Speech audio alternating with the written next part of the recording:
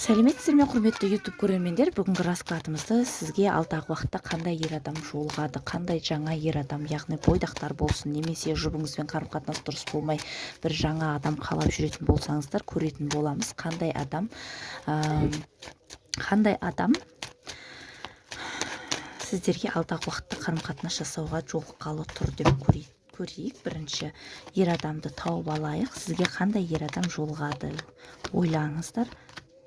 Ер адам түсті. Бұл жерде король пентакли, отбасылы ер адам болуы мүмкін, немесе бір заң саласы жағынан жұмыс жасайтын адам болуы мүмкін. Көлігі бар ер адам түсіп тұр. Сіздерге алдағы уақытта қарым-қатынас жасауға жолығатын адам. Көлігі бар, көп нәрседе жеңіске жеткен, өзінің тұрақты жұмысы бар, тұрақты ер азамат көрсетіліп тұр. Яғни алдағы уақытта сіздерге жолығатын ер адам король пентакли болып түсіп тұр. Жұлдыз белгісі бойынша бұл ер адам тауешкі болуы мүмкін. Одан кейін негізінен тұрақталған бизнесі бар тұрақты ер адам болуы мүмкін, немесе бұрын отбасылы болған болуы да мүмкін, немесе отбасылы ер азаматта болуы мүмкін алдағы уақытта сізге жолығатын адам. Яғни бұл жерде уже тұрақтылық, отбасылық өмірді көрген, опыты бар ер адам бір жағынан солай түсіп тұр. Жалпы қандай адам? Бұл жерде отбасылы ер адам деп айта алмаймын, бұрын отбасылы болған деп көрсетіліп тұр. Бұрын отбасылы болған және ол отбасылық өмірі аяқталған деп көрсетіліп тұр.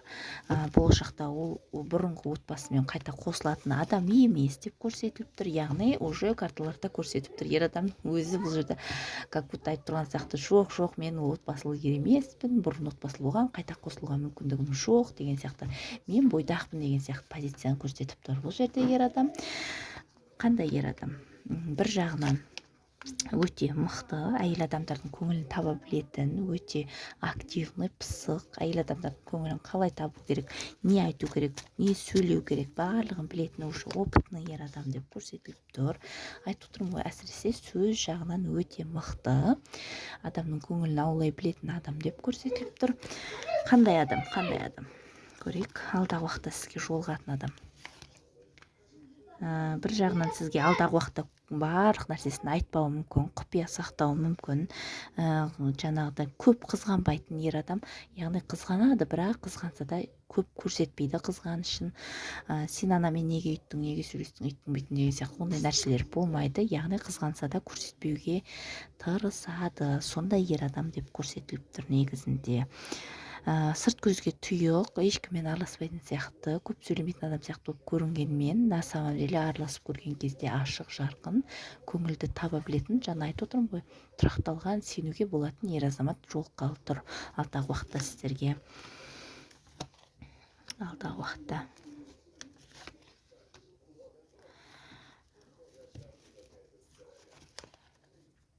қаржылық жағынан тұрақталған ер адам деп көрсетіліп тұр. Және де шетелге шығу болашақта ойында бар, немесе уже шетелге шығып көрген, шетелді көрген адам, оқыған, білімді, мықты, қолында қаржысы бар ер адам жолыққалы тұр қыздар сіздерге. Егер солай болған қаласаңыздар, лайк басып, каналға жазылып, видеоны соңына дейін көріңіздер, және де соңында сіздерге кеңес көретін боламыз таро картасынан. Қандай адам? Жаңағыдай көпшілікпен бірге көп отырғанды, жаңағыдай құр бекерге уақыт өткізгенді, весельені қатты қаламайтын адам деп көрсетіліп тұр.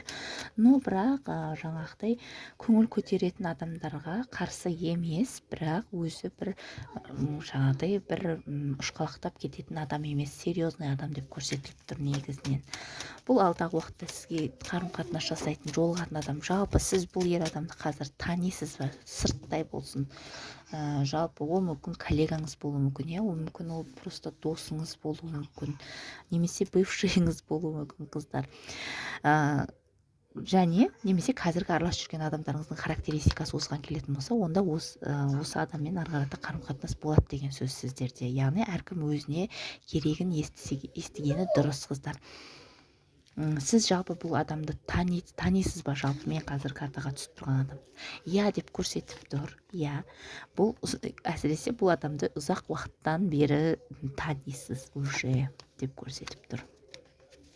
Танитын адамыңыз деп көрсетіліп тұр. Бірақ ол адам сізге әлі көңілін білдірмеген болуы мүмкін. сезімін қатты ашық айтпаған болуы мүмкін. Қазір қарым-қатынаста жүргендеріңіз болсын, бывшийіңіз болсын, немесе бір досыңыз болсын, коллегаңыз болсын, бұл адам әлі сізге көңілін ашық, сезімін керемет қылып жеткізбеген деп көрсетіліп тұр. Яғни бір ашық сезімін көрсетпеген ер адам түсіп тұр. Қандай адам? Тағы мінездеме, характеристика көрейік. Шыдамды адам, жоспармен әрекет ететін адам, жаңағыдай адамдарға аяқ астына көмектесіп бір керемет адам болып көрінгісі келетін адам емес, пайдасы бар нәрсеге ғана қатысатын адам. Яғни мынаның маған қазір пайдасы бар, болашақта маған пайдасы бар, мен қазір көмектессем, бұл да маған болашақта көмектеседі деген сияқты. Сондай позицияда расчетпен жүретін, есеппен жүретін адамды көрсетіп тұр бұл жерде. Және де ұзақ уақыттан бері есеппен жүретін, көлігі бар болуы мүмкін, қыздар ақ көлігі бар болуы мүмкін деп көрсетіліп тұр. Немесе көк сұрға ұқсайтын деп көрсетіліп тұр. Яғни осындай ер адам сізге алдағы уақытта әрекет жасағалы тұр, яғни қарым-қатынас болғалы тұр, сіздің уже келіп тұр, на пороге дейміз ғой, сондай келіп тұр сізге қарата. Сізге кеңес көрейік енді, кеңес. Сізге осындай адам жолығу үшін не кеңес сізге? Тұрақтылық керек, алдамауыңыз керек. Яғни алдамауларыңыз керек деп көрсетіліп тұр. Және де сіздерді уже алдаған болуы мүмкін, ер адамға кішкене сенбей қалған болуларыңыз да мүмкін деген сияқты, махаббатқа сенбеулеріңіз мүмкін. Яғни бұл өмірде шын ұнататын адам өзі бар ма, кездеседі ме, шынайылық болады ма деген сияқты сіздер қаламай тұрғандықтарыңыз көрсетіліп тұр. Но бірақ ондай ойдан бас тартқандарыңыз дұрыс. Сізді шынайы ұнататын, тұрақты, арқа сүйейтін, мықты ер азамат жолығатындығы көрсетіліп тұр. Егер де таро картасын үйренгілеріңіз келсе, үйренулеріңізге болады. Айына 400-500 мыңға дейін табыс таба аласыздар. Қазақша қарапайым тілде үйретемін.